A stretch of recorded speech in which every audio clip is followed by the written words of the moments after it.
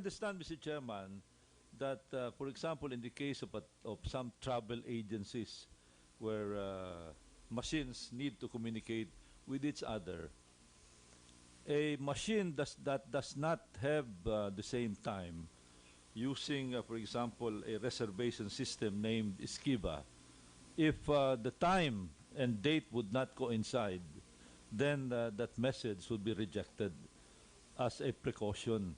So we're just wondering why, in the case of Smartmatic, you did not have this kind of a precaution to make sure that the times are synchronized with each other. Because it would be anomalous, very obvious, Mr. Chairman, that when there are two entities communicating, whether these are human beings or machines, they should be communicating at the same time and date. Sir, if I may, the reason why that doesn't happen is because for the Picos, remember, it operates standalone. From the moment it leaves the warehouse in Cabuyao, it never joins any network or talks to any other computer until the election is completed and the results are transmitted. So you can look at it as the Picos being blind and actually believing in the one only clock it has, which is its internal clock.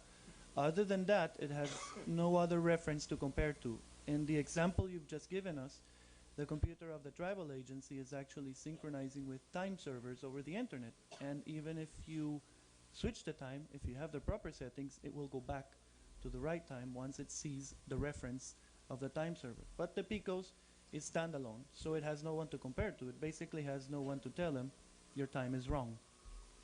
So what you're saying, what you're telling us is that the server is the one that dictates whether it will accept the message or not, irrespective of the time being used by the sender.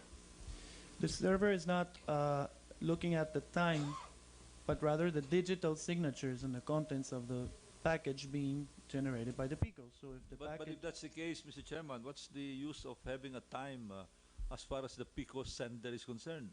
What's the purpose of the time if that is immaterial?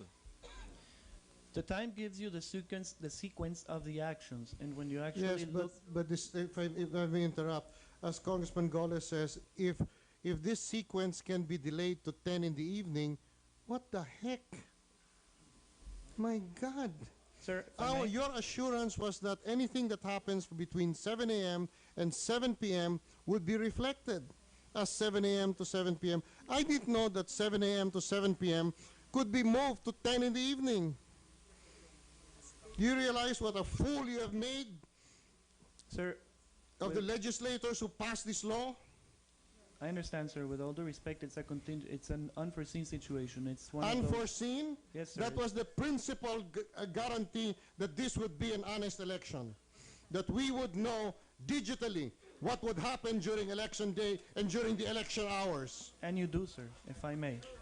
No, don't forget that. The sons of bitches! You had us standing here guaranteeing to the public and the world that even if fraud is committed, we would be able to trace it.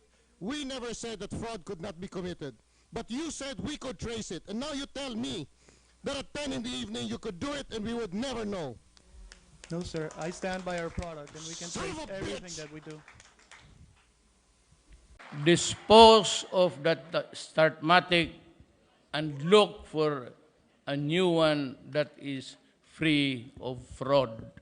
Why are you insisting sa Smartmatic?